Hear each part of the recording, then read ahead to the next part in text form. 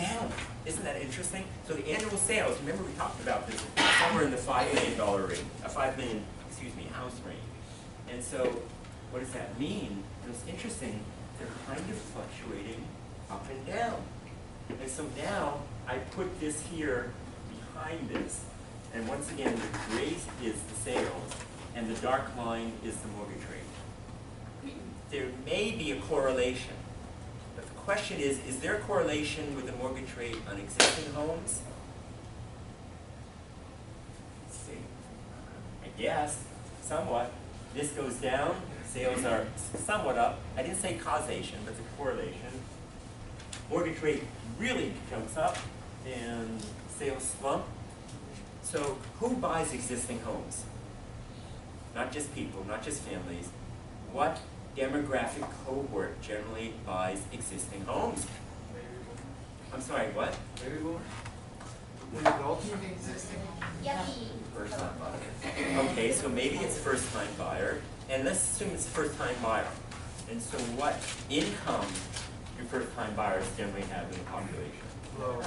Lower. That's right. And so if you're looking at existing home sales, you notice the average price of an existing home sale is less than that of a new home. And so the income cohort that buys it often is less affluent, even though the price is less, so very sensitive to these mortgage rates. So, gee, mortgage rates didn't go up or down, really, but sales fell. So you can see, it's kind of a couple $100,000 on an annualized basis. So what do we make of that? It's a little hard to tell in isolation, but look at the new home sales. Right at the top end, exceeded the consensus. And remember, 500,000 new homes, 5 million plus existing homes. But remember why this is more important? Why is it more important?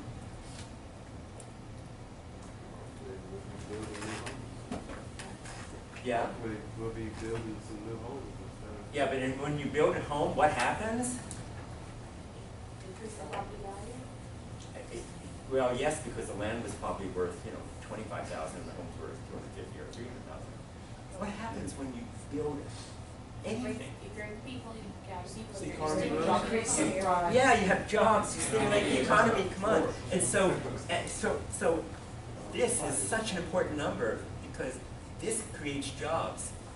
Once again, selling existing homes gives a realtor a job, maybe. Maybe some lawyers and attorneys and title people, but not the way this does, right? And so now, let's put this same chart here. Here's the mortgage rate line. It's the same curve, just about, it's a little different scale. And we have new home sales. And I probably should have, if I had adjusted it, but I didn't do it, because this is the 10th, it looks big. But, do you see any correlation? I don't. As long as rates are low and they're historically low, they're historically low. That's right. Still. It's not helping. It's not helping existing home sales because incomes haven't gone up. Those who still have jobs haven't earned. But mortgage rates low like this, new homes continue their pace upward. Banks are not lending, it's not because of the, banks don't want to lend anymore. It's very tough for somebody Criteria tightened after 2008. I forget how many people here own a home. And you went for a mortgage. Anybody get a mortgage after 2008? I refinanced in 12.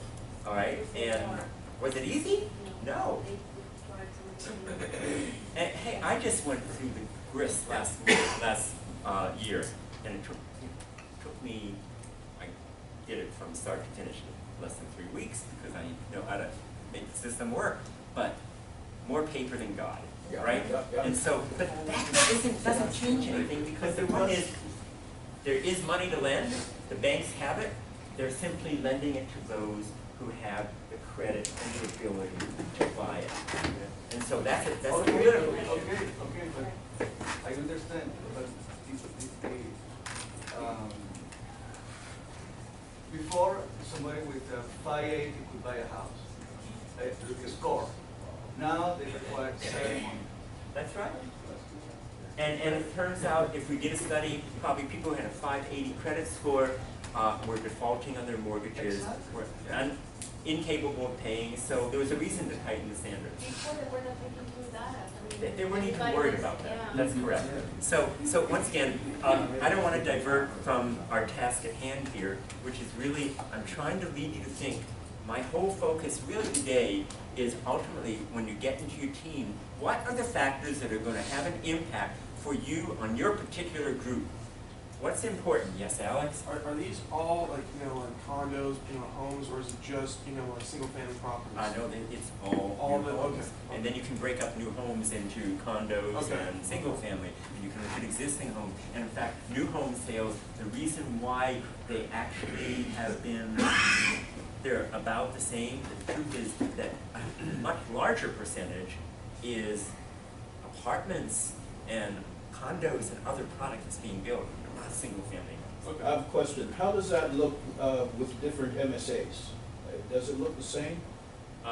So, no, it's different in each MSA. But this is national home sales, but it is important to look at what home sales are in any particular jurisdiction. And that's why looking at Greece and RCA data makes a difference too. And by the way, housing starts. What kind of indicator is a housing start? Remember we talked about 3 kinds of indicators? All of these criteria, all this information is an indicator. It's an economic, it's a lack of indicator. And you said that because, Real estate is a lack of. no. Okay. Okay, next answer, next question. We're on the expansion cycle. All right, so it has nothing to do with the cycle. So whether we're up, down, in between, new home starts are a leading indicator. Leading.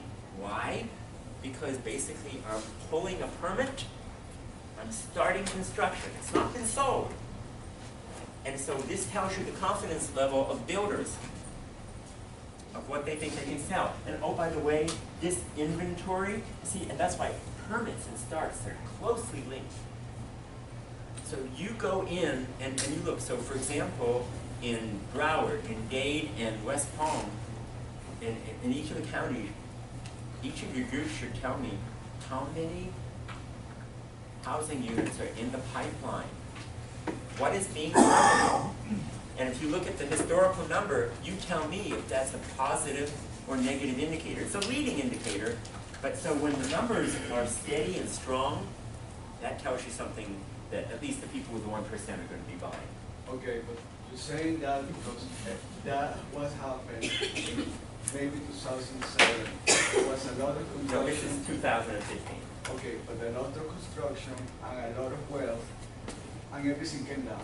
And now you're saying that because new homes, it leads because a builder, a developer makes a home that reflects the economy. I don't think so. Yes, so once again, how many jobs are generated by each home, by each housing unit? It's not only the jobs on the construction site, it's the furniture, it's the appliances, it's all the things that Yes, go it's into good it. for the economy, but that doesn't reflect the health of the economy. It's good for the economy because it creates jobs. But Yes. doesn't mean, oh, so many construction houses have been made, so the economy is doing better. So, in short, it means the economy is doing better. When the housing starts go down, it generally is a leading indicator. It can be, it's not always accurate, but if you look at the sustained pace, so I'm going to tell you, if you look at these numbers, and you look that you take a line and you draw it from this number, which in August 2012 was around 350,000, and now we're going up to 550,000, that is a positive trend. So that is very important and it's critical for us in the real estate business. Because so by it's the in way, a recession, it's in a recovery, but not in a peak of economy. That doesn't mean anything. so this is a real estate development course. I am very interested in what's going on in the economy, but I'm even more interested in how we can make our business succeed. And so if this number is up and it tells you something, then I pay attention to this. And there are lots of problems in the economy. life is not fair. You heard it from Jimmy Carter, I think. But the point here is that this is a positive sign. So I'm going to leave it at that. Let's go on to our next Can thing. I tell you something about? Let's go to it's irrelevant time out. to a developer. It's time relevant out. I'm happy the to have that class. conversation with you after class. Because I want to focus on what we're trying to do here with And our don't real do estate something development. different now, something different. But let Okay, me I let continue, you go. and I'll give you All an right. opportunity. Okay. I want everybody to speak All and right. have the chance to understand why we're focused on what we're doing here. So now if you look at housing starts, once again, that line continues. And oh, by the way, what's also interesting about this information on housing starts is that the inventory of available homes is down. So housing starts are strong, they've continued to increase. What is the equilibrium inventory of new homes in this country? The number that you like to hear is 6 months. Right now, there's a 5-month supply. It only sounds like 1 month, but oh, by the way, let's do the math. It's really easy. 1 month divided by 6 is 16% improvement. And when the inventory is 16% less, wow, that means that builders say, I may want to build more, that there's demand, at least from those who have the money to buy. And so, remember, we're in what phase of the economy? Expansion, right. I know this is part of the test, but we're in expansion. This is why this is going up. Question. Or Yes. Please. What about? Isn't there a correlation with the inventory decreasing since you're seeing that existing homes aren't selling, people aren't putting their house for sale? So wouldn't that decrease it? So it's a good question, but I would say that the markets have bifurcated. They've split. Those with people, those households, those families with wealth are pulling the new construction and new homes along, and there isn't really there's a correlation maybe, but there's no tight connection as there might have been before. It's a real problem. So, so we have two economies here, in a way. And so, that's a political discussion too. But I acknowledge it. And so the question is, there are opportunities in both sides of that equation. You gotta find where the opportunity is best for you.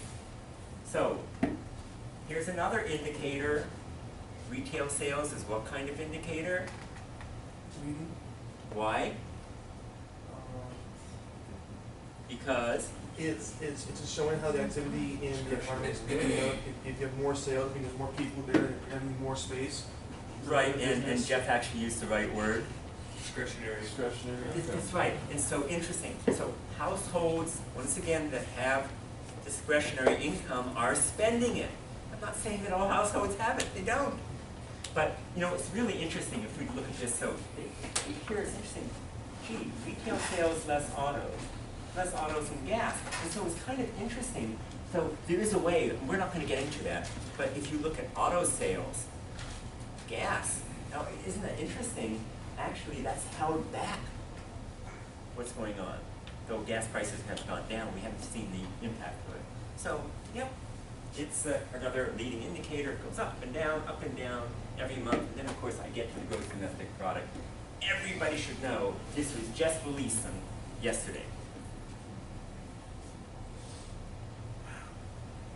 Now, the GDP has been growing very tepidly, that's a good word, at around 2-point-something% for the last 3 or 4 years.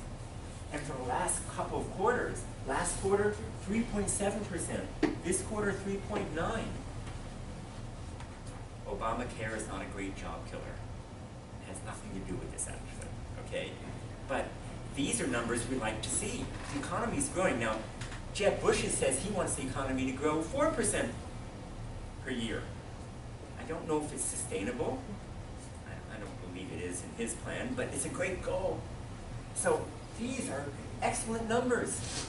The economy's finally doing something which it hasn't done before. With the corrections that takes place in some of these numbers, you know, they are every quarter or month they come out, and then 60 days later there's a correction. So if you take an annual or 3-year average, or what's kind of, as you take all these in and to find a trend? So of course, that's why you want to look at the trend. Okay. Okay, and numbers will be corrected, but actually economists think that they haven't corrected last quarter because they seem to be on target. Okay. So that's a positive thing. You know, when numbers aren't corrected, or if they're corrected in a good direction, that's great. And so, all right, so here's the quarterly number, okay? And then, you know, you've got to smooth it out yearly. Of course, things went way down in 08 and 09. But yes, here on average about 2%, but now it's pushing 3. That's excellent. And I'm not going to put up all the information. And of course, if you look at what we call the GDP price index, which is the change in prices based on the GDP, not the consumer confidence or price index. Look at this.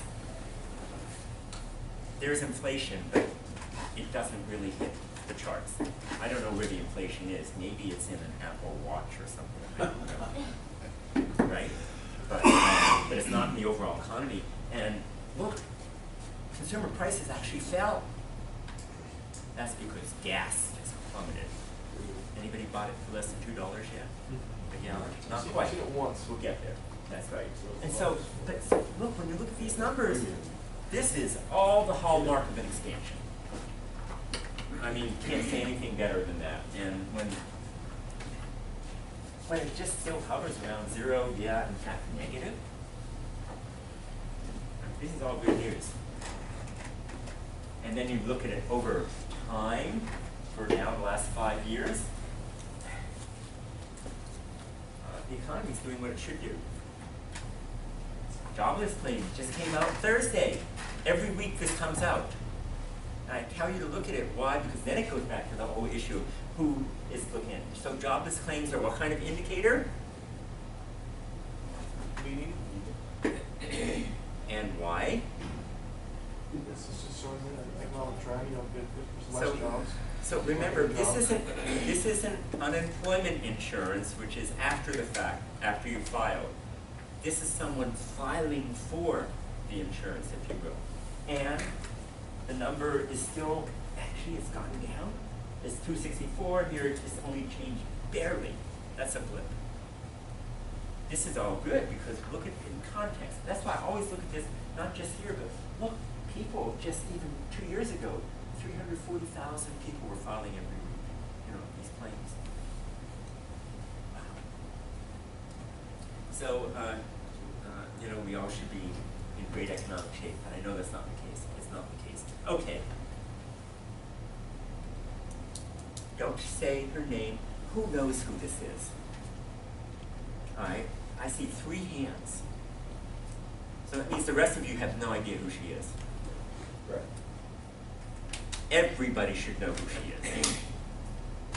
If I showed you a picture of the president, would you know who our president is? Yes. Because this person, by my reckoning, may be the second most powerful person in the economy. She replaced, She replaced, who? That guy that was, The guy who's married to that reporter on MSNBC. one of the most important jobs in the country. Yeah, Andrea Mitchell's married to Alan Greenspan. Greenspan. And this is, what's her name? Greenspan replacement. Greenspan. Didn't Bernanke come after Yeah, you did, I just. So this is Janet Yellen. She is the chairperson, chairwoman, chairman of the Federal Reserve. They're the ones who control interest rates. We're awfully concerned about interest rates, aren't we? Yes. Yes, Alan? Was she the first woman to be the Federal Reserve Chair? Yeah. Okay, that's what I think, yeah. Let's see, first woman, okay, all those things. But, so this is, now I'm just going to go through a few more articles. And the reason why I'm going through this is because, boy, if you're immersed in this, you've just become a really good real estate professional. But if you don't know this stuff, then you'll ask questions and you'll be confused or not have answers. I appreciate everybody's questions, I do. Everybody's questions. But the answers are right here, yes. I see they talking about raising the rates, but didn't they just not raise the rates? They did not raise the raise. That's correct. They did not raise the raise, except 2 days ago, she finally spoke out and said, yeah, but I think we're finally going to do it. I don't know if they are going to do it. Now, this is the Delphi Oracle in the 21st century, okay? But they have a little more support, once again, than the fumes that came out of the caves at Delphi, right? And so this is important. I think rates should go up, by the way. I actually think they should. By the way, I'm not sure it's meaningful. Rates right now, you know what the actual official interest rate here in the country is? What? No, 2 What did you say? It was 0%. Yes, it's 0. Thank you, Juan. Let's give him a hand. Yes, it's 0%. And so if you raise the interest rate to 1/4%, 1/4%, I think that's going to have any impact on anybody. It's psychological, but it probably won't have any impact on the economy per se. So we need to get them up in some way, shape, or form to manage the money supply. Yes. So then on the heels of that, and you know, I will send you the links to these articles. This is what you should be reading. And by the way, I didn't say, oh, where am I going to find these articles? I'm just leafing through the paper or you know, clicking through on the website. But I still like reading, leafing, because you pick up things and you say, okay, now, remember we just talked about jobless claim, we talked about new home sales, we're looking at prices. So the New York Times puts it all together and say, hey, this economic growth may chug along. By the way, remember, everybody predicts the last recession and they're the wrong ones, but all the indicators are good for now. Remember, claims are just chugging where they should be. Home sales, new home sales are up. Pricing kind of bumping and bouncing around. By the way, pricing in Dade County. Which group is doing their project in Dade? I think it's 2. Yeah, so where are prices right now in Dade? What's happened in Dade County over the past year? They've risen. Yeah, so the key is, I want to know what the raise or the increase has been, because in all 3 counties they've gone up, folks. But this is something you should have. This is something you should be, as part of your market analysis, and we'll get to this a little bit later. Hey, what's going on? What's the trend? Why is it happening? Yes, Juan. I encourage people to speak, but I want everybody to participate. No, until everybody speaks, then let go. No, look, the only way you're going to get it is by looking through it. So, yes, so you look at this and you say, see, what they've done is what I'm trying to teach you to do as developers. Hey, see this, this, and this, and say, there's opportunity someplace. And then you narrow it down to the market, right? And then you see the same one. Okay, housing starts to fell, but remains on pace. Okay, because it was very close, but that's right. So all that's supporting it. You know what's also interesting? Definitely, because all of you do have that subscription, right? Every week they have the 30-minute interview. They interview developers, builders, brokers, appraisers, leasing experts. And it's really valuable to get their insights into what's going on. And so it's good to get my insights, Dr. Forgey's, and everybody else is here. But you know, this is the kind of thing where you can say, hey, this tells me what's going on. Now it's New York centric, but okay, because in fact the Real Deal has those interviews as well. And if you go online to South Florida's Real Deal, that's a great way. Or you look on Crane's Business for any market that you're in. This is what you should be looking at as well. So now, thank you for the, I think you mentioned Maine, right? So this is interesting to me, this article. And everybody should look at it. And this chart tells you something. Look at this. So, households led by somebody 65 and even 75 and older are growing faster than the U.S. as a whole. Well, the country's aging in many respects. So, if all households are growing at about 9.5%, gee, that's over the past 10 years, look at the increase in these households. So this is all the baby boomers getting older. And so the question is, where are they going to age? Are they going to age in place? Maybe in this particular thing, what was interesting, what was the most interesting part about the article to you? The fact that there was this age in there. All right, but aging in place, but here's the thing. So here they mention, and I'll let you read the article, that a nonprofit came in to help these individuals who could no longer afford to work, who didn't have the income to fix their homes. I mean, look at the condition of these houses.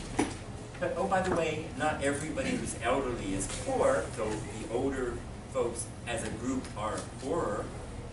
And you say, wait, this is a business opportunity. I think in Maine, certainly, somebody should be targeting home improvement and repair services and hopefully not scamming the elderly at the same time. That's an opportunity. This is where you read and you figure out, no, you know, this is a real issue. It's a real issue. My dad is 89 years old. And we finally moved him out of the house. We live in Pittsburgh this past year. And you know, the house is falling down, and all these kinds of things. I mean, major repairs, in fact. We spent close to $35,000 to repair and fix the house to make it saleable. Thank goodness he got a lot of money because it was in a great neighborhood, a good location. But who's going to do that? So I managed that process for him. He wouldn't have been able to do it. And he's with it, but what does he know? Right? So, but it's a business opportunity. And so you look at this and say, oh my goodness, what's going on? Here's another great article. Who knows what a pocket listing is? All right, Alex does know, but let's see if somebody else knows before Alex gives us the answer. All right, wait, no, let's JP do it. It's a listing that, I guess a broker holds, it's not advertised publicly on Right. MLS. Yeah. So he goes and he gets to sign. And Marianella, she does this all the time, right? Famous people that they want to try to sell their homes by themselves and they're not really, that's what they're doing. Right, right. No, so it's interesting. But now it's saying it's not just the celebrity and the wealthy. So for example, maybe that was a listing. I don't know, the $60 million sale. Well, it was listed at $50 million, and sold for $10 million more than it was listed at. All right, so that's a different thing. So that was on the MLS. Yeah, that was up there for a while. Yeah, that had a bidding situation. I saw the headline, I didn't go into the article. Right, So. and though I hesitate to say it, those of you who watch $1 Million Listing on Bravo, which I find fascinating, if only because it repulses me. well, they choose people who are really not representative of the business. Though in $1 Million Listing, San Francisco is lousy. $1 Million Listing LA. Who watches $1 Million Listing LA? All right. So Erica, who was the best of those three brokers? I can't stand Alden. You're right. I can't I either. can't stand him. He's very cocky. Right. But we're not talking about personality per se. Well, even in his business, I just don't. I think he's cocky when he does business too. Well, sometimes you have to have confidence. Frederick and New York is my favorite. Yeah, well, okay, but we're talking LA. All right, so it's actually, the best of the brokers is Josh Flagg, not Josh Alden. Yes. Josh Flagg, I mean, because he is smart, yeah, he's got this weird attitude, but it's not about and against people. He's never nasty, which is interesting. But you know what? But the only reason why I mention this is that, who here is a broker? I am. Alex, you're an agent, but you'll get there. All right. No, okay, but the point is, so look, historically it's been important to advertise and market to the widest possible, cohort. But maybe in some parts of the market it doesn't make sense. And if you hold the listing, though it's unethical in some jurisdictions, you might be able to put your pricing up higher as a result. What my dad does, and what I found with him, is that he usually will know he's going to get a listing about a week or two out before all the paperwork is signed. So he'll call around his closed brokers he trusts to see if there's any interest before it hits the market, purely to protect the seller in a sense where they don't have to go through the cost of advertising, having your whole house on the internet. And it really does work, especially in the bigger markets, because there's a lot more activity, like especially in Miami. Pocket listings are much easier to sell compared to a smaller market where you have advertising exposure. That's correct. So once again, it's a trend. And so the key is then it says, gee, are you being exposed to all the opportunities? So let me just, for the last couple of slides right here, you talked about, actually Toll Brothers and Lennar, they're bullish. Okay, now you know when the developers are bullish, maybe we're getting close to a peak. When the economic indicators say it, that's one thing. But when the developers say it, then you have to be careful. Now, of course, you just mentioned, yes, the landlords are merging, getting on higher rents. That's important. Who's doing the Fort Lauderdale site? You are. I mean, you have to look at the article. That was in the Real Deal and see how that has an impact. I'm not trying to give you a special leg up here in answers, but, and that's the all aboard Florida station. So once again, that's not real estate news. But then this is real estate news, not that anybody's doing here, but when a city rezones or when it puts in subsidies or infrastructure, that helps things to happen. And this article, who saw this? Who's doing West Palm Beach? See this article in the Real Deal? Just 4 days ago? In fact, a little bit more in West Palm Beach. Oh my goodness, this is interesting. So, so this is, everybody knows where the Forum is. You know where the new outlet shops are, where the old mall, they blew it up, where the old restaurants and everything was, right off of Palm Beach Lakes Boulevard. And so they finally put in a couple $100 million of new development. And these office buildings are 30, 40 years old. Now this is Palm Beach Lakes. It isn't the market where your site is, which is downtown, but it's in the same city. And these buildings, older, the new outlet shops are here, and then, isn't this interesting? These are two articles unrelated that appeared last week. So if you put them together, there's something going on. So, here we go. Horizon's office building in West Palm Beach doesn't tell you that it's in the Forum, but it is. Just sold. Now, I don't know how big the building is, I don't know how many square feet. Seems like a cheap price to me, but relatively speaking. And then, this complex is up for sale. And what, anybody else see this article? Something really interesting. So the owners basically consolidated almost all but 4 leases into the other buildings. So, and these 4 leases that remain, they have a right to move them. And they're saying, hey, the office complex is up for sale. This is a conversion opportunity for a hotel. Because people are shopping at the outlet mall, and actually the Best Western and whatever the other hotel is across the street has much higher occupancy in the last year. And so this may be a redevelopment opportunity. And so they identified it as such. And now they're marketing the deal that way. And all of a sudden you put that up and against that, and you see trends. You see something else. Here's another thing. Once again, this is for the downtown people. Is downtown West Palm Beach too expensive? This is the site that one of you folks have. This is the site that one of you don't have. There's a reason why things don't sell. I'm not going to tell you what the reason is, but does that make sense? And so we can look at each of our markets, and that's what I want us to do in about an hour or so, and understand what's going on. And that's why when you take those transaction data from the real estate, REE reports and Real Capital Analytics, which I put up to you, by the way, 2 nights ago, a lot of interesting transactions in there, folks. So I think this is one of your property, and then this is the condo that got destroyed in the hurricane in 04, and they tore it down. Holiday Fenobio Fowler has been trying to sell this for 3 years. Waterfront property, the Norton Museum of Art, here. Fabulous views. Why isn't it not selling? Wait, there's not a damaged property? Like, No, it's now a piece of land, it's just Oh, okay. grass. Oh, They tore okay. the building down. okay. I researched this area and I found over 1,500 hotel rooms alone that are going to be created in the next few years alone. Mhm. So So it tells you that it there's a tells you lack what? of demand, there's a lack of supply in There's hotel rooms. there's Saturation. That's right, probably. But what this is telling you about is something else. It's about the pricing. And so some of your properties have a price, some of them don't. You all are going to have to help us figure out what's the right price to pay. You're doing the simple financial feasibility analysis. We're not doing the huge analysis. We're doing the back of the envelope, right, guys?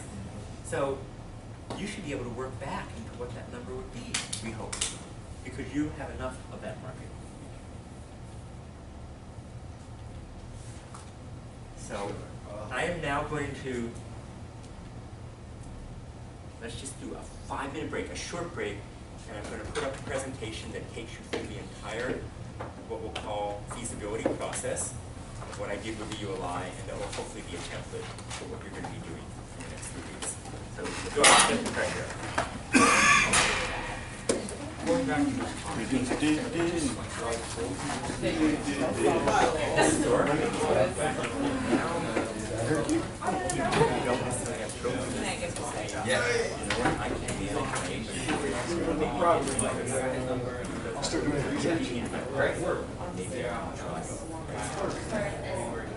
I've seen it on homes that are as little as it be. Hold on to it in a rising market. If the market's going down, that's just my opinion.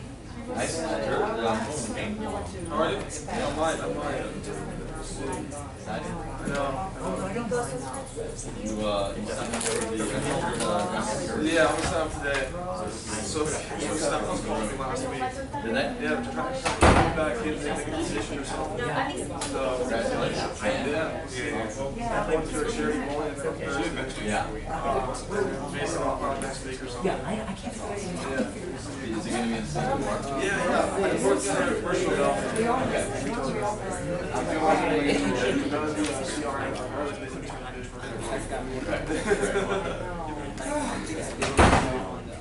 Great.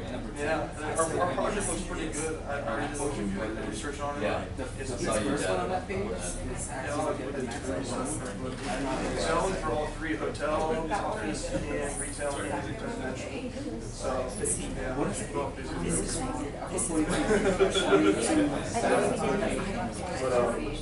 I was told I'm not going to. So I hope I get something. I hope I get something. Well, then how do you say you subtract it? Because so it's subtracting each other. That's what I did. That's what I just subtracted the 200. I was like, this is essentially too easy. Because Big I 200. no, I did 50 because it No, but imagine you have it's 50 a on square. each side. Yeah, like 50 times 4 is 200. Is she like? When you do it each side. Yeah, it's in front, back, side, side. It's 50 each side, so it's minus Or, and I was like, hey, I gotta drive home. I ended up having home. Or I actually invited a friend. When he didn't know. That's what I did. Yeah, they erased everything. It sounds like I I couldn't drive. I was like, Oh, I know. 50 times 50. The whole separate. Right. That was me when I saw it. I went to Young Club for dinner and ended up so it's a You want to get on stream? No, back in my No, it's like, let's say the 200. girl Yeah, there he is. Okay, so that's 50 cents. That's what I do. But then I did the It's not, Hey, but it's not like it's- the perimeter, it's I'm not. going to West Palm tonight or Miami. No, Jeez. but I know. She did 50 times 50, that's the area of the perimeter, how it's using. Right. No, that's what this is. This is 50, 50, 50, 50, so wouldn't it be 200? I subtracted 50, 200 square feet. 200 square feet is such a small little area. That's a 5-acre property. Think about. 2,500 and then 15,000. See, I put 10,000 Because too. in my mind, it's square. Each side. So each side is Yeah. square. That's So what I that's did. why I'm not. Just in normal sense, 2,500 is not enough, set back in property. That's what I was thinking about too. I was like 2,500 for a 5-acre. It's square. lot. It's square. That's what I was like. Why else would you say it's a square lot? Yeah. We're sorry. I just did 50 times 50 is 2,500, and then times 4 each side. And then you just subtract it from the total. Yeah. That's what I did.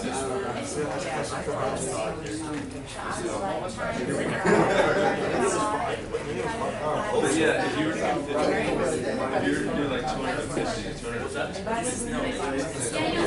I knew it was ridiculous. tonight, and we're on the third one. And the first one, do you use the questions? That's what I got. I got the answer, but I didn't see where it is. The first question, the debt coverage ratio, I didn't know where to apply that to, because I felt like I was in the song. Well, I did the 12,500, which was the per month. Times by 12. I got that, and then I took away. What was it? 25% operating expenses. Yeah, I did that, and then I just solved it using the time value of money. It just took 70% of the loan value. Yeah, I'm trying to figure out what, I didn't know what you used.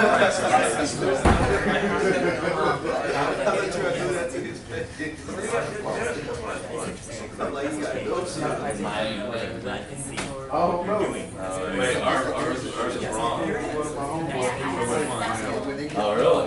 Yeah, he did. Must have been pretty good. That's excellent. So maybe that was nice. And then you've got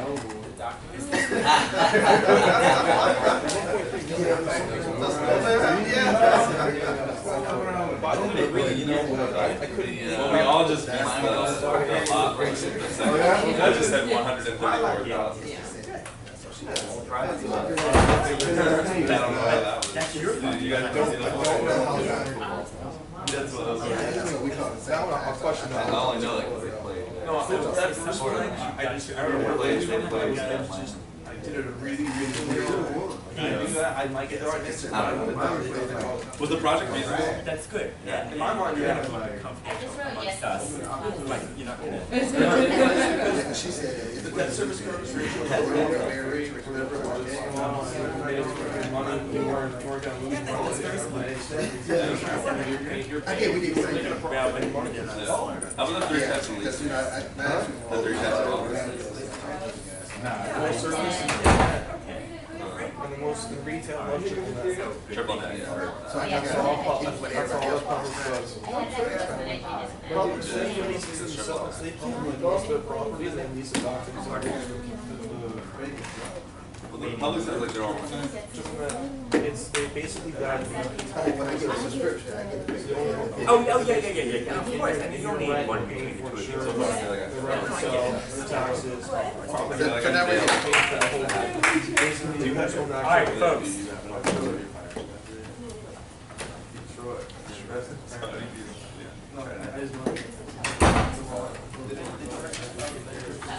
All right, Mr. Noodleman. Excuse me.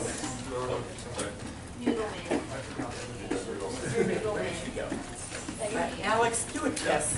Mary and Alex says maybe. Yeah, that's fine. Yeah, half of it. So you gave this to us. Yeah, I can do it. That's fine. All right, so we're missing Marinella and Paul. All right, so I am going to take you through a case study. And the reason why I'm doing this is because I was part of a panel. I've been on many Urban Land Institute panels. And the panel basically condenses within 3 or 5 days the entire feasibility process. And so this is a template of sorts. I'll put it up as public knowledge. You can get it and download it from the ULI website too as well. So there's a little bit of promo. I'm just giving you all the words that come through on the site. And everybody knows who the Urban Land Institute is because you are now all members, right? Good. We don't talk about that right now. This program has been running since 1947. Basically, it's a pro bono program, or originally was. Now ULI charges the organization somewhere around $100,000, but it assembles a team of 8 to 11 really smart people like me, I guess, and we figure out how to solve the problem. And in effect, that's what we've asked you to do, solve a problem, right? Or a challenge. Or, once again, you're an investment firm or your brokers or your investors saying, We see this opportunity, and now what do we do with it? And in this particular case, the Southwest Detroit Business Association said, we've got a problem. Now, of course, Detroit is a problem. And this is within the problem of Detroit. So as funny as that may sound, this is one neighborhood, and their issue was insoluble until they came to us. And so, yes, Kathy and Sarah were project managers. This was our team. We were led by Lee Ferguson, who was from New Orleans, and we had a full complement of individuals. So the names themselves aren't as important as the fact that market analysis, architect, public sector involvement. This was financing. Another public sector guy, Dave, who runs the Urban Development Corp in Buffalo. Me, I'm in financial and market feasibility. Nathan, he's a developer in Mississippi. And all of us basically put the team together. So you imagine yourself as your team, that you've got the different strengths of working on it. And we went through all these different pieces of the pie, if you will, of the puzzle. Now, one thing we did not do, and I'll say it right up front, was the financial feasibility. We actually did. Then when we said, oops, we can't solve that problem right now unless we have substantial public funding, because there was a $12 million gap, I'm telling you what at the end. So we said, you know what, let's put the plan in place, knowing that the Southwest Business Development Association had to go find that particular funding. So I'm going to take you through those steps. We literally came into Detroit on a Sunday night, and I will tell you, we went, this is all about figuring out what to do of an abandoned public works site, almost 7 acres. And I will assure you that when we all arrived in Detroit, this is just a little bit under 2 years ago, it was like, oh my God, I don't know what we're getting into. We thought there was no way we could figure out this answer. And the problem is insoluble. You've got an environmentally damaged site on the west side of town, which actually is the strongest part of town. Now, even in a depressed market like Detroit, there are beneficial markets, if you will. It had great accessibility. I'll show you some maps and figures. And so we got a huge amount of material, thick binders, in a way kind of like what I'm pushing your way. And we crammed on that material. We looked at it, we read it, and we figured, okay, how can we be smart about it? So we're coming in from afar, and it's really great sometimes to not be the local guys and gals, to come in and try to get the analysis. And so looking at this, you're saying, wait, this is on one of the most successful, this is relative, commercial strips in the city of Detroit. So, gee, what can we do? So before we even get to the site, we all have a couple of ideas. And so you, as developers, I mean, in fact, when you look at your particular offering memoranda or the, I'll call it the broker's flyer, they're saying, oh, you can do office, retail, this and that. Maybe you can't. But at least it's a starting point to give you a foundation for looking at your analysis. And so we said, can any of this work? And if it can, let's recommend the best option. But of course, the truth is here, none of it was working. And they were just recycling the same old ideas, if you will, on this. So we said, what's our assignment? What's the best program? So in fact, you're trying to figure out what the right program is, the development concept for your site. And just because it's zoned a particular way, that's not necessarily the way it should be developed.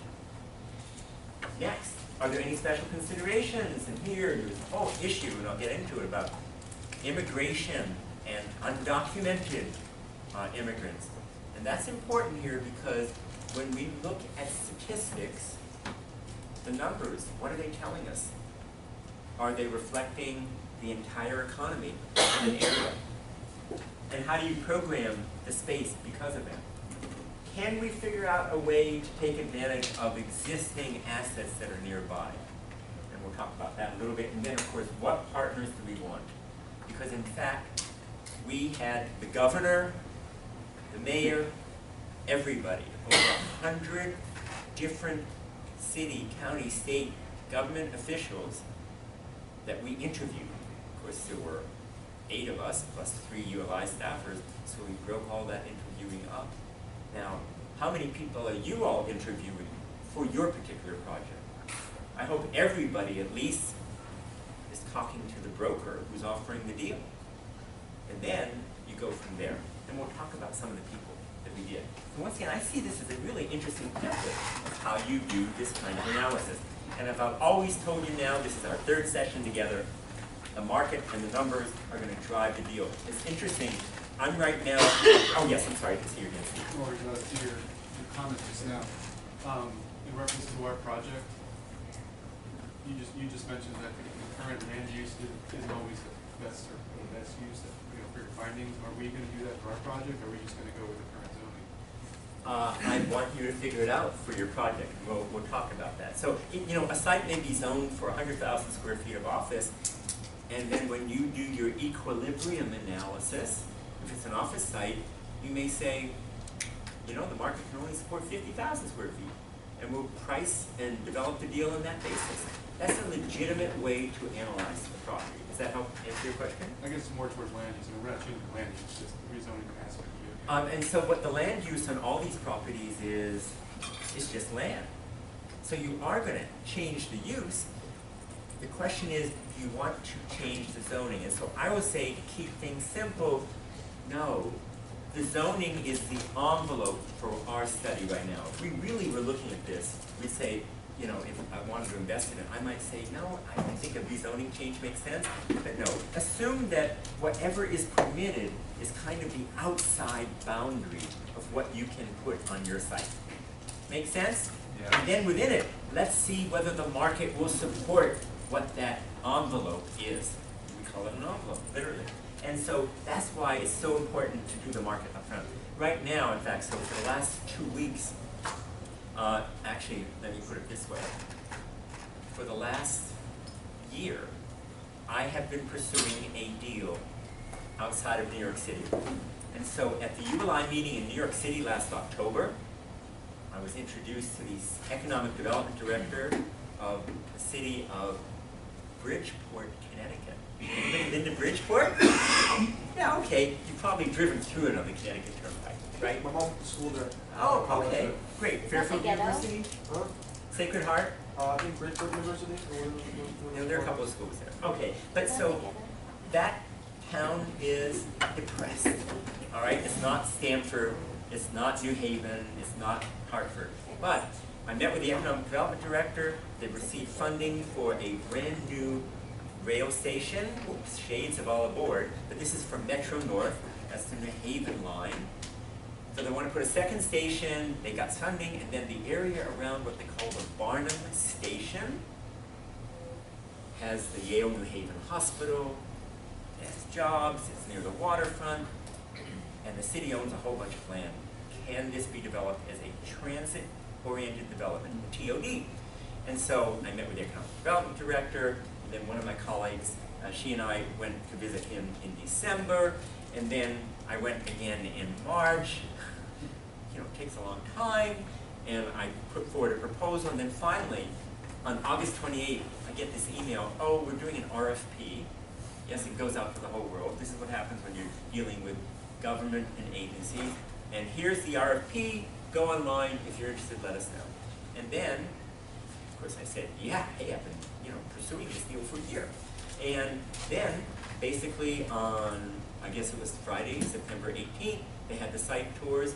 I didn't go, it's okay, because I've already been to the site a couple of times. So our partners, we actually are teaming up with Perkins and Will. They're a international architecture design planning firm, and we want them to be the lead because they have the capability to dig deep into it. But we are the market, financial, and development feasibility on the deal. And so I was in New York this past Monday, you meet with them, and then we're literally putting together the proposal from our side of how we'll accomplish these very same items. So when you deal with the government, you don't know how it works, so it took a year. Now, I'm sure that ULI was working with these folks for a year before they came up with saying, yes, we're going to hire you to do this. I miss, yes. What is it that you want to build? We don't know yet. Oh. that's what we're gonna figure out, because we're gonna look at the market. And in fact, this particular site doesn't really have much in the way of zoning. So those of you who've been to Detroit, who here has been to Detroit? It's a fascinating city, no question about it. And so the downtown, right here, circled by the highways, and that's where, you know, the football stadium is, and the arena, and everything, and Renaissance Center. So this is the area we're looking at. This is Southwest Detroit. This is Verner Avenue. The site's right there. And we say, okay, the DPW, Department of Public Works site, is well located. You know, it's on a major arterial. It's got pretty easy access to the highways. Good news is also bad news. It's got access and nobody wants to go there. They can just leave if they want to.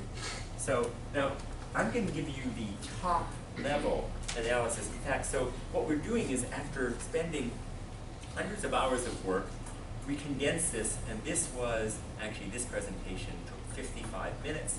I'm going to shrink it, of course, because you all need to give a similar presentation. The content's going to be different, but your presentation, if you recall, you've got to spend between 20 and 30 minutes telling us the compelling story and narrative of what your findings are all about. And so what we did, and I'm working with Anita, we dove right into the numbers. And so we pulled up data from the Census Bureau, from ESRE, from REE, from Real Capital Analytics, all the likely suspects, and said, what's going on in Southwest Detroit? So in this particular case, we said, gee, 77,000 people in a city that has 700,000 people. Now remember, Detroit used to have 2 million. Now it's got 700,000. There's a lot of empty space in Detroit. 1/10 of the city lives in this Southwest neighborhood. And isn't this interesting? I know this seems a little bit unusual. Its population decline is a little less in percentage terms than the rest of the city. We're going to view that as positive. People aren't moving out quite as fast. All right? That's important. And look, the number of households, to us it's interesting. Look at the average household size. 2.87 versus 2.59. What do you think that means, folks? They have kids, they're grown. Yeah, that's right. So, a household of 2 people is basically the 2 spouses. All right? The average household size in the United States is what? 71. No, No, that's the house. People. And the average house actually is a little over 2,000 square feet. And so, but the average household size is 2.2 to 2.6, depending where you're talking about. So in Manhattan, the average household size is less than 2, 1.8, right? A lot of single households there. But here, in this neighborhood, which has a high Hispanic population, this means there are 2 or 3 kids or more in the households. And then look at the age distribution. 1/3 are under 18. So that's substantial. It's higher than the rest of the city. The rest of the city is older. This is a younger neighborhood.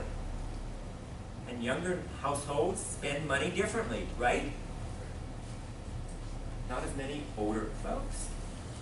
So, that's the first indicator of something that's going on here, right? Now, we look.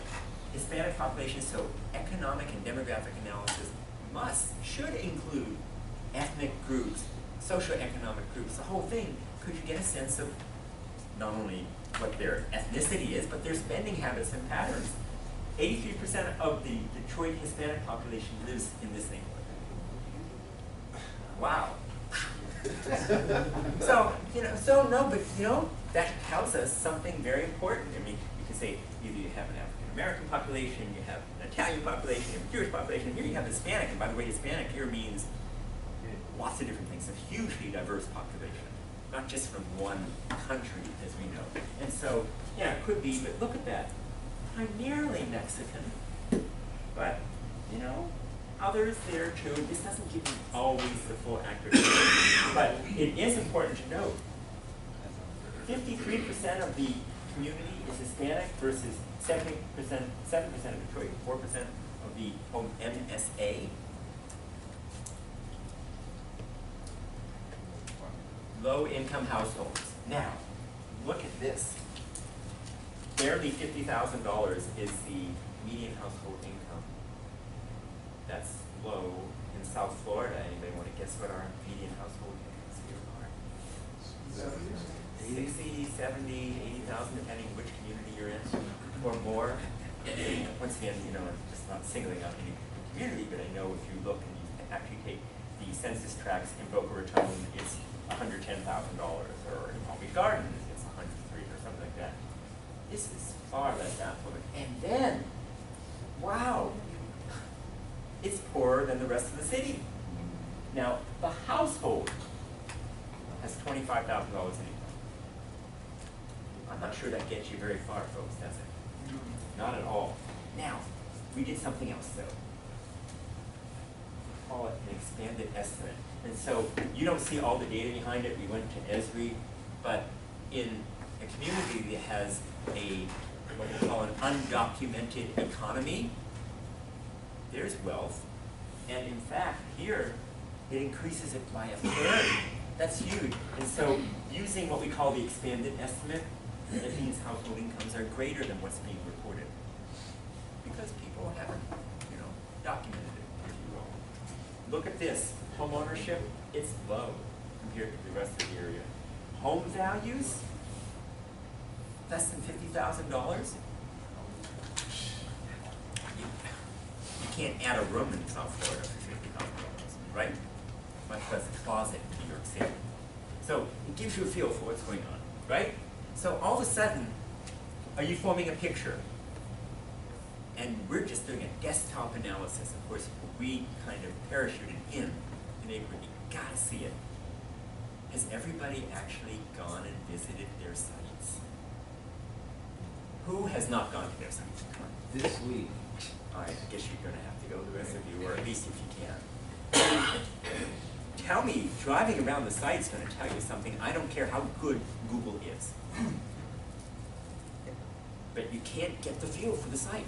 And you know what's even more important? Hey, in South Florida, it doesn't really matter, because everything's flat. You can't get elevation and change on these things. It's a little bit, not quite. And so, yes, of course, we've driven everything. It's now Monday morning, Tuesday. We're interviewing hundreds of people, and we're looking at all this and saying, well, where's our market? So here's downtown, and our site was somewhere like right there. And so we analyzed not only the numbers, but we analyzed the use groups as well. You have a question? When you say you're interviewing people, what kind of questions are you asking these people in the neighborhood? All right, so in fact, it's a great question. So we have a couple of different groups. We have the Southwest Detroit Business Association. And then, so within the neighborhood, and I don't remember everybody, I'm sure, it's in the report, and you can download it from your live website. There is the local business associations, which are heavily Hispanic, so they have that. There are community groups, there are also political groups. So that's just the community. And then, of course, you go through economic development in the city, you go through the police department, the fire department, the utilities department, because remember, half the street lights in Detroit are out, or were. They've gotten better now. And then we talked with the state. I mean, we met with the governor and his aides, because the city was in a state of emergency 2 years ago. Remember? The state took over the city, and they planted in, I forget what his name was, from the attorney from Washington, D.C. And we had a lovely dinner at the Detroit, Athletic Club and the Union League downtown. And there's wealth. That was the 1%. But so you talking to all those groups. So if you're doing your study, you don't have the time to do this. I realize most of this is desktop, except because it's accessible, you should at least drive by and get a feel for what's going on in the neighborhood. Because in this particular case, you're going to figure it out from either this room or wherever you are. That's okay. And that's why we're really just doing the feasibility. And if you remember the stages of development, hey, you study and then feasibility, okay. And so what were some of these groups? And we said, let's look at it by product type. And so your sites all have designation for product type. Some of you have 2 uses that are permitted, some have 3 or 4. So it doesn't mean it's easier to figure it out. So office, is there any office use? And I'm giving you the 10,000 foot here limited. just local. By office use here would be, you know, it would be H&R Block, it might be local accountants, or doctors, or lawyers, or whoever else might be in the area would be using that, or a medical office, for example. Where do they use their space? Nothing new has been built in this neighborhood, at least in the office segment. And then this, well, very speculative. You couldn't even see it, if you will, actually. So let me just, I think I saw Dr. Forty up there. I want to give you your test so you can just copy them.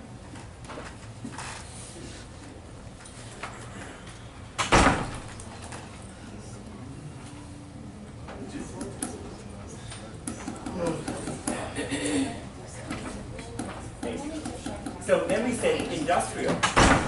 So industrial, actually, there's a lot of it in this area. If we look at our aerial photos, see, this is something that you really need to look at. Now, I just said Google isn't the greatest thing, but it's the greatest thing. Because you're all going to become experts at reading the photo, the map. It tells you so much information. Most people can't get it. But you're going to get it. And so, of course, we can see the industrial. Of course, remember, this is the city that gave us the automobile 100 years ago. Yes? So when we're breaking this down in the office, industrial, all of these things, are we being more specific as to who we're targeting for the offices, or you just want in general? Well, given the amount of time that you have, it's going to be harder. But to the extent you can, hey, I guess that gets you closer to an A than a B+. I don't know. The truth is, it's not always easy to see it. Now, if you're in a site that's in a downtown location that already has offices around, just see what the occupancy is and who's in those particular buildings, okay? If you were in a green field, it would be tougher. So one thing, and once again, not only are you looking at occupancy in the groups, but for those of you who have a high opportunity for residential, see who's living next door. You can figure out those income groups. It's even as simple as going to Zillow. And I don't trust everything that Zillow says. Their algorithm isn't always accurate. But if you want to look at residential values, it's a little harder for condos and stuff like that. Click on it. And I will tell you, when I do my site visits, whatever it is, when I've done it with my colleagues, I've got my Zillow app open right there. And we're looking at what's going on, especially when I'm looking at residential issues, because that's what Zillow's all about, right? Yes? I just have a question about your Detroit study there. Mm-hmm. Predominantly, it has been industrial, car, automobile, but a lot of that shifted out of the city. Does that have a big impact on the economy and how it's declined? It has had a huge impact. Yeah, I mean, this is why it's gone from 2 million to whatever, to 700,000. And if we looked at a map of the United States, remember I told you when you looked at an employment map, just draw I-75 from Detroit down to the south. That's where the jobs and the industry went, for a whole variety of reasons. So we're looking at what's in Detroit in October of 2013 going forward. On Zillow, you're looking at rental rates or sale prices? of Actually, condos? so you can do both now. You know, when you can do both. And so when we've done, for example, we're looking at sites in Atlanta for doing townhouse development. And we have a couple of sites that we're trying to negotiate, but it's a tough deal. And so quickest way to see values instead of, and of course you go back and then you look at other data like REE and things like that for transactions, but, oh, okay, 900,000, 800,000, 700, I mean, that gives you a real quick way to get a sense of the landscape. And of course, residential, but, you know, this residential market, once again, the average home price was $47,000. Now, you don't need your calculators to do this, folks. Let's make this up. So let's round the number to $50,000. So you're in a market, and you're trying to figure out whether residential use will make sense on this site. You can sell houses for $50,000 and assume that right now, forget the fact whether it's older or newer. That's the average price. okay, let's make it pretty simple. You build the house. And you build, what's the average size of a house now? 2,000. Thank you, okay. So 2,000 square feet, and I'm gonna guess that the cost of construction, I'll make it up. I'll be really, really generous. $50 a square foot. No, I'm just making up. You know, the average cost of building a house in South Florida is between hard costs, not all the other costs, between 80 and 100 bucks a square foot. Let's say it's 50 in Detroit. So 50 times 2,000 is 100,000. Wouldn't even bother to go any further on the residential So you analysis. can't sell your new house you just built because. That's right. And so that's why there's no new housing getting built in this neighborhood unless it's got subsidies, tax credits, and everything else. I mean, so that's a quick judgment. Look, disruption is potential for new market rate housing. It doesn't work. We just did the mental back of the envelope. Sales prices don't justify it. Even if we could buy something and figure out how to rent it, the rents would be so low, you'd say, wait, that doesn't make sense either. So it's not appropriate for housing. And that's what we all did. I mean, we looked at it and we said, forget that.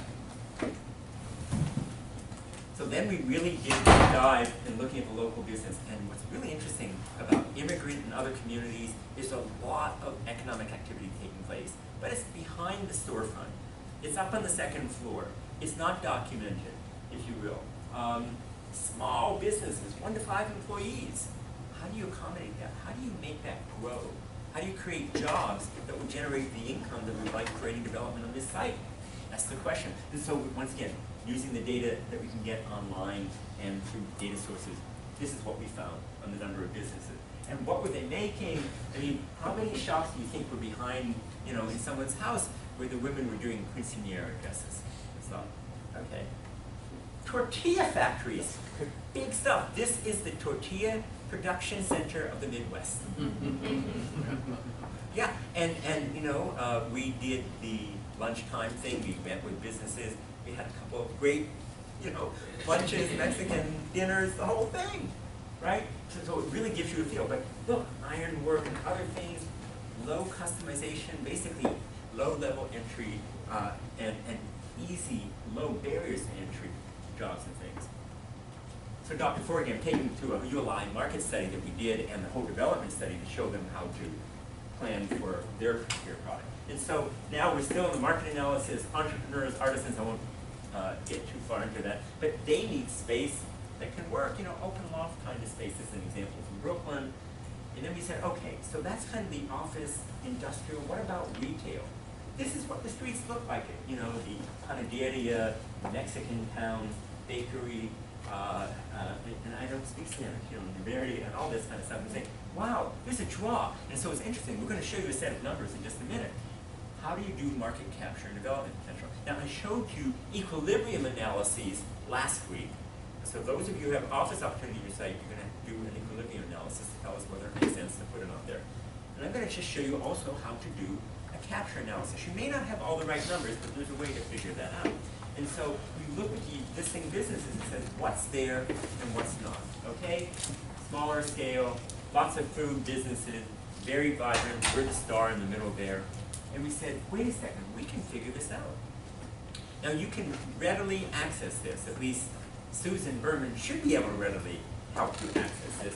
You can figure out buying power in neighborhood. And the way to figure out demand for retail sales or any retail is you take that buying power, in other words, either disposable incomes, or a couple different measures, times the population or the number of households. And you measure that against the supply by actual sales. And there's data out there that says, you know, there was X number of sales in this particular zip code or marketplace. The difference between the two tells you whether there's unmet demand or the demand is being met. And we saw that there was a gap. And here's what we saw. So we went into ESRE and it says, gee, the total retail demand is $350 million in this neighborhood of 70,000 people. But we could actually look at what's being sold. And so it's interesting, if we look at the total retail demand, we know a third of it is what we call soft and hard goods. And we're saying, but that's where we really want to target ourselves. We're not talking about the supermarket per se, or the food, because remember, it's all there. So these households, as poor as they were, could support $125 million worth of expenditures in this category. But the businesses were only selling barely $20 million worth of that same category. There were lots of different categories there. That meant there was a retail sales gap of $100 million. What we call leakage. It was going out. People are spending this money. Where are they spending it? On the internet. Pardon? We're spending it on the internet. No, they're not spending it. They can't buy tacos. So I think tacos are very breakable, of course. But so the point here is that maybe they're spending some of it in the internet, but remember the internet right now still is only 5, 6, 7% of total retail sales. It's big, it's escalating dramatically. When we're talking about soft and hard goods, we're not talking about electronics, we're not talking about the kinds of specialized things that many people buy. Though of course you can get everything from your supermarket on Amazon. So what we said is, in fact, the leakage is going outside the neighborhood. Here's where our site is. So we identified all the big shopping centers, and there's different categories. There's a specialty luxury center, Rensen downtown. Well, that's not where these shoppers are going. Then there are basically the huge super regional malls, Fairlane Town Center, literally 5 miles west, Southland, Northland. Then we have basically the power centers. That's where all the dollars are being spent. People are getting in their cars and going elsewhere. And so when people say, wait a second, if neighborhoods like Liberty City in Miami or other poorer neighborhoods don't have the retail, it's not because the demand isn't there. The conditions have been right because people are basically getting in their vehicles or using transportation and leaving the community. So in this particular case, we said, oh my goodness, there's an opportunity. And then we also said, because it's Mexican town, we did another demand analysis. I'm just going to leaf through it, if you will. Total food group sales, another category, 42 million, but wait a second. When you look at the household buying, it's only 37 million. That means tourists and visitors are coming in and saying, I want to have my Mexican dinner. Oh my goodness, isn't that interesting? There's no leakage in this group. There's a demand that's not being met. So there's an ability to draw from the outside. So we basically took all this information and said, wait, we can figure out the size of the deal. We figure out how much a particular store can capture. Remember, there's that leakage, and we apply it against it. And these are just rules of thumb. So those of you who may have a good retail component on your site, you say, well, what's my capture rate? And then what's my buying power? And then all of a sudden we can do a mathematical equation. So in a competitive environment where you have lots of competition, your store will get less of the total market. Make sense? If you have no competition, a retail desert, you have a higher percentage of competition. You may have less in the total amount of goods, but higher. Everybody with me on there? So for example, if you are the A&P or the Giant or the Publix or whatever it is and nothing else is around you, you're probably capturing everything. But if you, yes? Before a few slides, when you did this big circle, the border in Canada, and I noticed that, was that affecting your decision into leakage or anything? Because you're up against a different country? So, in this particular case, this doesn't count. Okay, I was just wondering. And because of, especially now, because you have to go through all this nonsense just to drive from the U.S. to Canada. It used to be the border was much more open to it. Yes, so in fact, there's very little of that kind of activity. Okay, I was that goes wondering. around. So here, remember, we're talking about, I'm going to use what Alex has said, how do we define our market area? And so the market area here is defined by two things. The boundary, politics, nation states, and geography. The river, which connects, basically Lake Erie and Lake St. Clair. And so this is not a drawing of a market area. It's just a radius in your sense, if you understand. But if you really were looking at the market, you just cut this out. No different than we have the Atlantic Ocean here, just kind of like market ends, right guys? So, remember the $100 million number? Remember, you can do your equilibrium analysis. You can figure out how many employees and office folks there are, and you can figure out, gee, what's the demand? Well, here, with retail, and we'll learn more about this in 2 weeks, I hope, when we go on our tour with Styles, and they tell us about their retail development. Unmet demand, remember, is 106 million. Now, my capture rate, we don't really know what it is. If there's lots of competition, it's low. If there's no competition, it's higher. This is a good range. So, look at that. $5 to $10 million in retail sales. If you said, I can capture 5% of all that 100 million, maybe I can bring that $5 million to this site. Now, the high capture rate, I can bring 10 million. Now we get into math again. I know you all love the math. This is really interesting. So we did one other thing. You can hold this down. I'm sure you can find it. What are retail sales per square foot? And in this particular location, for a strip center, neighborhood center, $200 a square foot. Well, guess what? We now know how many square feet the market will support. I think that's nifty. The information is there, right? So, market will support between 26 and 53,000 square feet. Now that's a wide range, right? But now we've got something going here. So now, time to say we got our market analysis. Now we're looking at development. Now in this particular site, we're using the physical capacity of the site. There wasn't zoning.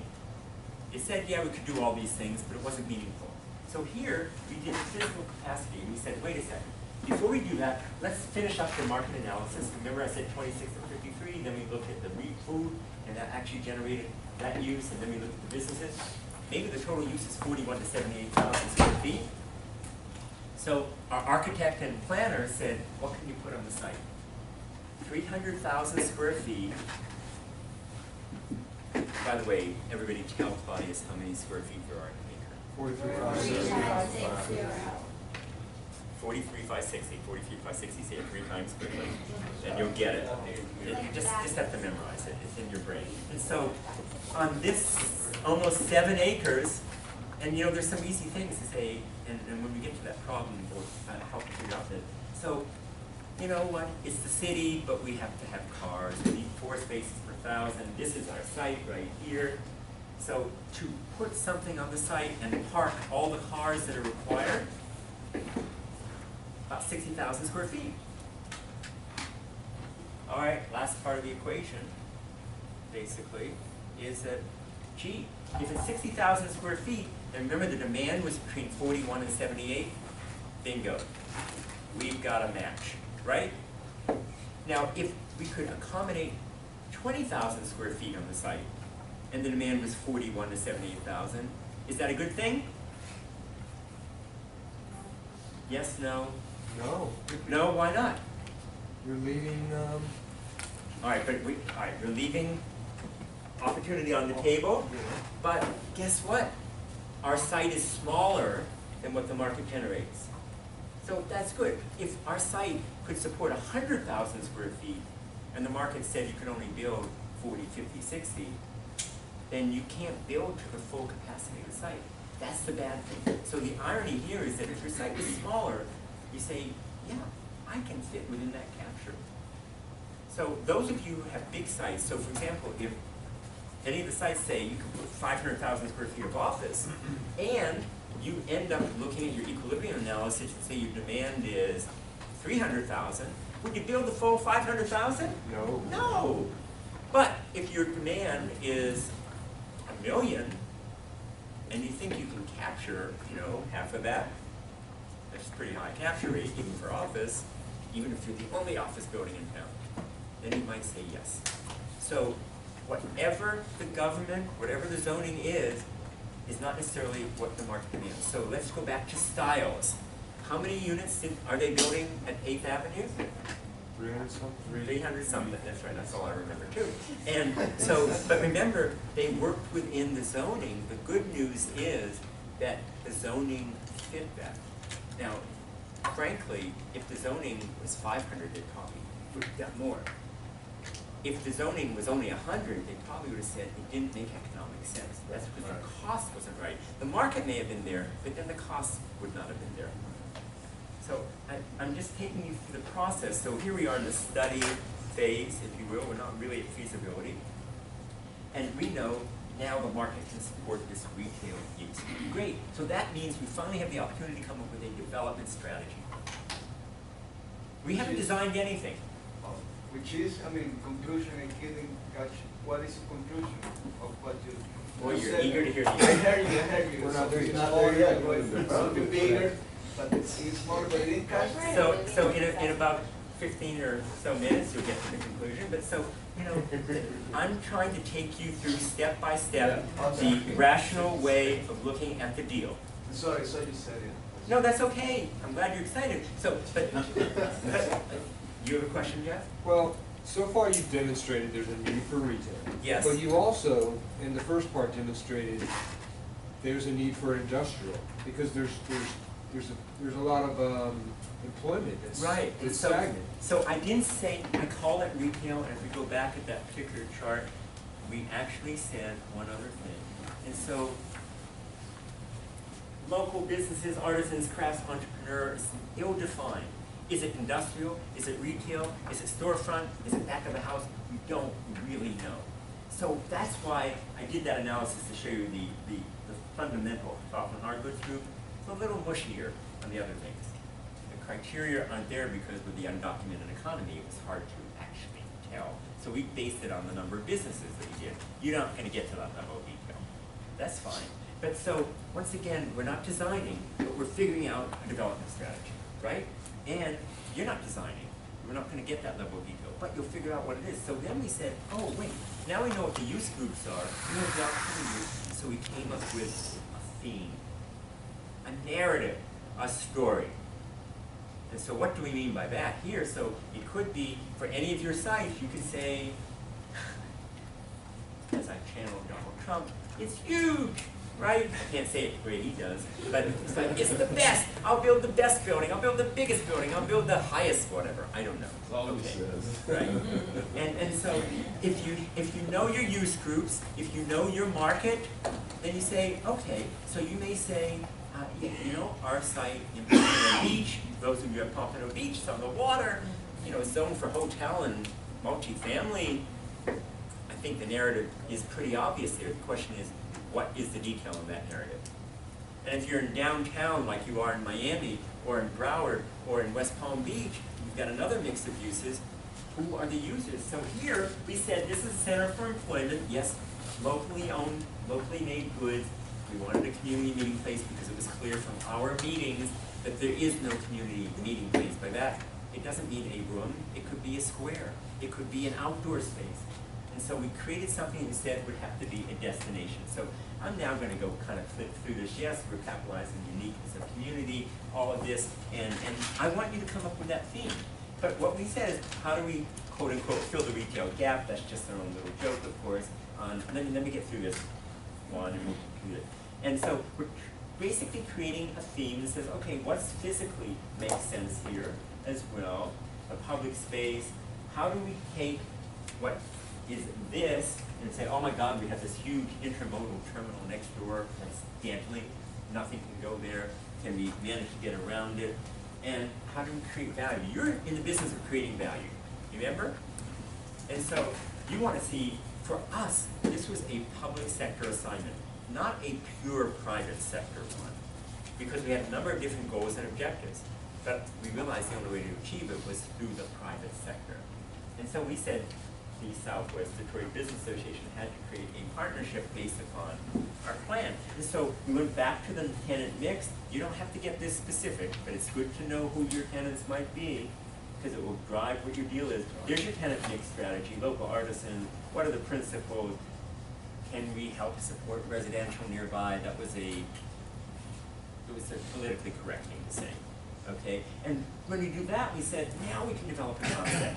Remember, your strategy is not the same as the design. Saying that, oh, I realize that, you know, I can support 100 condominiums or 100, I won't call them condominiums, housing units that average 1,000 square feet. That doesn't tell you the design. Doesn't even tell you whether they're rental or for sale. But here's our site, here's the neighborhood, what's around it. So now the architects and engineers and the designers said, what can we do?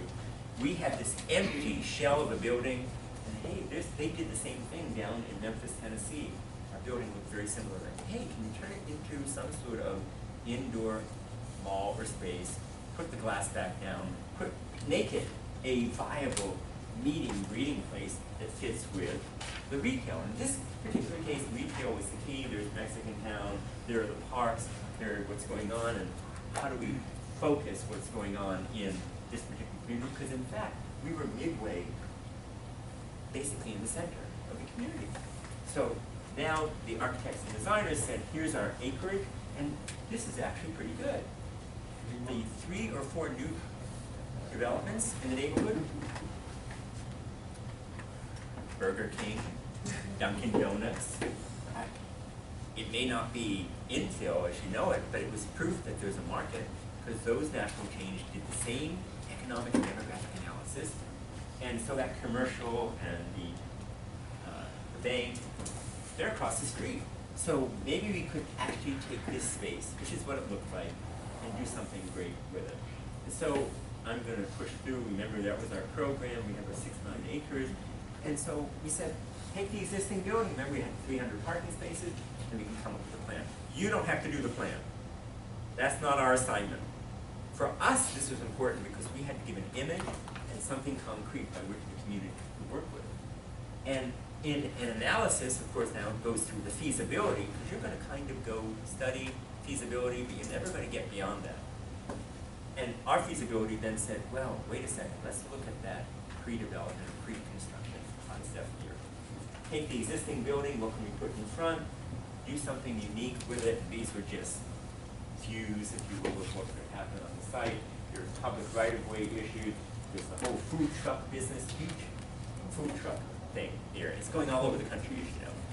And so we said, wait, why not allow the food trucks to come here, and they could ultimately generate enough business that they may move into the retail spaces and create activity here. Nobody had thought of that before. Here you just had this truck driving up and down Burner Avenue trying to find a place and a home.